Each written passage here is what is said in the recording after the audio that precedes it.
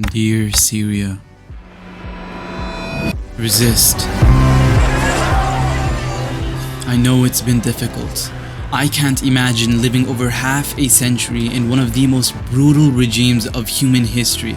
But not only have you survived, you've emerged victorious. The echoes of the Arab Spring were still beating in the hearts of the Syrian people, and the spark to ignite this all was the advancements of 𝗟𝗘𝗧'𝗦, a resistance group that has been officially fighting the Assad regime since 2017, but they were only carrying the resistance from the 2011 Arab Spring revolt in a new unified front. For over 5 years, the civil war has been in a standstill with no major developments.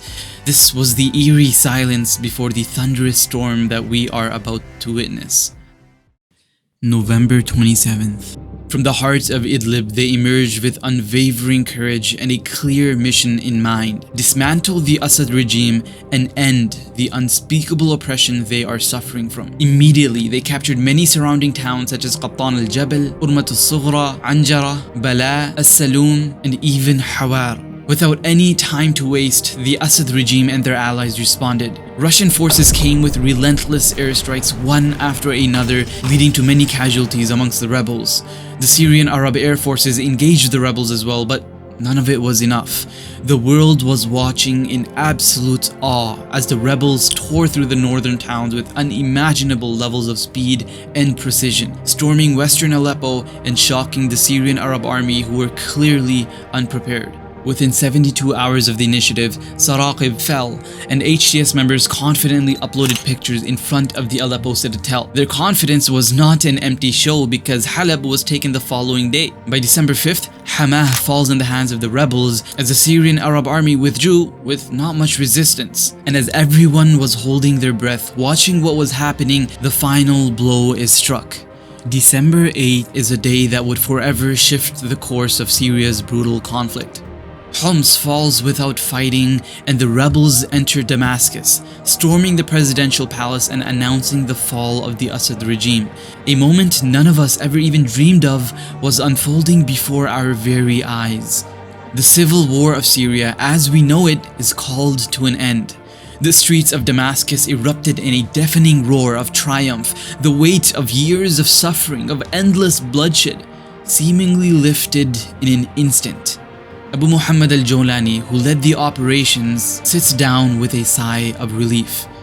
He tells the people, السلاح الذي قاتلنا به هو سلاح تصنيع محلي. نحن بذلنا جهد كبير حتى ملكنا هذا السلاح من عرق جبين. حتى المال الذي أنفقناه هو من عرق جبين. ما كان هناك دولة داعمة، ولا كان هناك توجيه داعم، ولا كان أحد يشجع على هذه المعركة. لأن بالحسابات البسيطة كانت المعركة خاسرة، لكن بفضل الله عز وجل كان كلنا ثقة، دخلنا على المعركة وكلنا ثقة أن سننتصر فيها. وبهذه المعركة الخاطفة بفضل الله عز وجل أنقذنا سوريا والمنطقة. And so the dawn of a new era began. A liberated Syria, a Syria that would rise again from the rubble of a war that had consumed its soul. A Syria that would rebuild, not just in infrastructure and might, but in spirit as well. It was truly a moment of victory, the liberation of Syrian people, the release of prisoners who had endured unimaginable torment in places like Sednaya prison. Their suffering now laid bare for the world to see. I mean, who would have saw this coming? It really is beautiful, isn't it? I wished so too. This is going to be painful to talk about, but it's going to change everything we know about this conflict. There are secrets riddled through the entire operation, showing something else looming in the shadows. And if the Syrian people are not on their toes and attentive, this can quickly consume them. So pay very close attention to what I am about to present to you.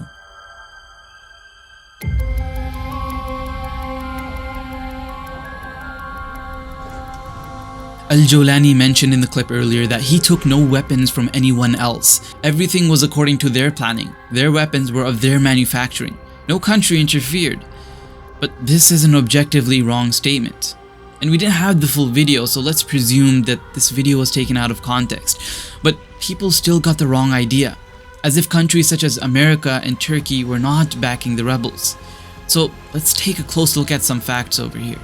The Syrian Democratic Forces that were also part of the rebel group literally used American artillery from nearby US bases in Conoco and 𝗟𝗡𝗧 oil fields. Not to mention actual footage showing us US fighter jets and A-10 Warthogs providing direct air support to the Syrian Democratic Forces. So when 𝗟𝗘𝗧𝗧 is saying that we did not have any help, he definitely is not talking about the rebellion as a whole, because we see the use of US weapons, not weapons made by the rebels themselves. This link between the United States and 𝗟𝗘𝗧'𝗦 or HTS was further cemented with the interview between 𝗟𝗘𝗧𝗧 and CNN. A person recognized as a terrorist with 10 million bounty is invited by one of the biggest US media organizations. Seems like it's out of a circus, I know, but this really did happen. So the use of US weapons and the tolerance for US news outlets shows a clear interest over here. But let's just leave it at that. The conclusions are for you to investigate and come to yourself. Secondly, questions about the Syrian army have been buzzing everywhere. I mean, this is an army that has used over 70,000 barrel bombs during the civil war. This is a country that is the third largest producer of chemical weapons in the entire world, right after US and Russia. During the civil war, they had no limits to the use of force against the Syrian population, including chemical weapons that had them charged for international war crimes, which didn't really stop them. Landmines and many other methods that they've previously utilized were completely absent as well. Instead, we saw the use of cluster bombs, barrel bombs, and fighter jets to fight the rebels. But even that was a fraction of the force we saw during the years following the Arab Spring Revolt. There was clearly a heavy obstruction to the use of force from the Syrian army, but this is still unanswered, still buzzing in the minds of political analysts around the world. Why did they hold back so much? Not to mention their completely unorganized station and retreat tactic utilized throughout the operation. We saw a heavy resistance in the first 48 hours by the Syrian army, but November 29th caught everyone by surprise. A sudden withdrawal of troops, giving up 𝗟𝗧𝗧 and almost all of Halab. People expected that maybe they're positioning themselves better around Hama, which is the next crucial city in the way of the rebels. But they didn't defend it. What seemed like some level of resistance around there ended up being just a retreat in December the 5th. Official statements, one after another, commanding withdrawal after withdrawal all the way until Damascus, which even led pro-Assadist independent journalists post the following: 5 years. 5 years the Syrian Arab army had time to prepare for this. Not a single roadblock, not a single trench, not a single minefield in sight in the entirety of western Aleppo. What the hell were they doing? Once again, a pro-Assadist that would be biased to present news favoring the Assad regime has no option but to call them into question. And all I'm calling for over here is skepticism on the motives for such a thing. Because it isn't as simple as they didn't prepare. They know their country and the players involved. The third and final event that I would like to draw your attention to is a surprising event that occurred on November 29th. Dozens of wireless communication devices, including pagers, exploded within the Syrian Arab army. Does this tactic sound familiar to you? Because it should. People began raising their eyes at the thought of Israeli interference over the operation.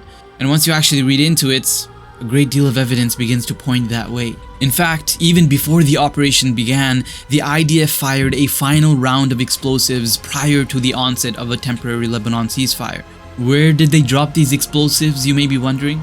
Right across the Syrian-Lebanese border, destroying all remaining active border crossings between the two countries, isolating Hezbollah from the Syrian conflict. Funny how that works, right? Instead of attacking Hezbollah, they targeted the active border crossing between the two countries, as if they were preparing for something in Syria before anything happened.